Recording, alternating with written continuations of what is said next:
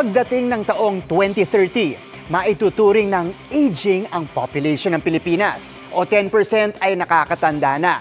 Handa na ba ang bansa sa pagtaas ng pangangailangan ng elderly care?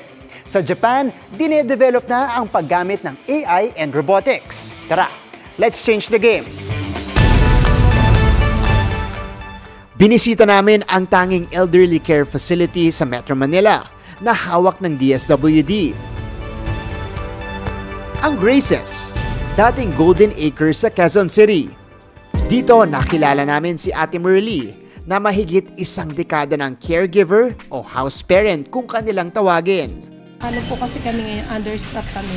Yung overall namin 207. Pero dito lang po sa bedridden, 39 po sila. Tapos silang kayong caregiver? Dalawa lang every shift. Sa mga bedridden, as in fully assistive talaga kasi sa pagkain, i-spoon feed mo, tapos palit ng diaper, pagpapaligo po, tapos po yung mga perennial care po. Ang isang house parent, ideally, 1:10 yung kanilang inaalagaan. Pero dahil understaffed sila dito, nagiging 90 na bedridden, pati 25 na able yung inaasikaso nila. Pagdating ng taong 2030, maituturing ng aging population ang Pilipinas ayon sa mga pag-aaral. Ibig sabihin, more than 10% ng populasyon nasa 60 years old pataas ang edad. Sa panahon ng AI and robotics, posible bang ito na ang maging katuwang ng elderly care sector? Ine-explore na yan sa Japan. Bansang kabilang sa may pinakamataas na porsyento ng elderly citizens globally. Ngayong taon, 30% na ng mga naroon ay seniors. Kaya pinag-aaralan nila bilang solusyon sa shortage ng caregivers ang paggamit ng AI at robotics. Meet Eric.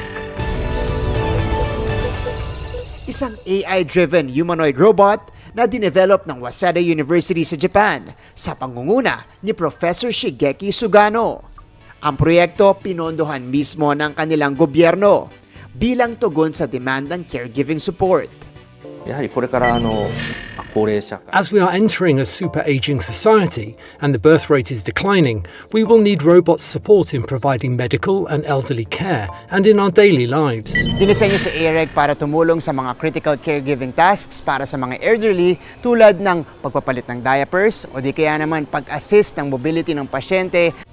Ang kilos ni Eric kayang mag-adjust depende sa galaw ng kanyang pasyente. Pero ayon sa grupo, kailangan pa ng mahabang research para maintindihan nito ng wasto ang pangangailangan ng tao. Target nilang masimulang magamit si Eric sa mga pasilidad ng 2040 at makita ito sa mga nursing care facility at makatulong sa medical operations kasama ng mga doktor ng 2050.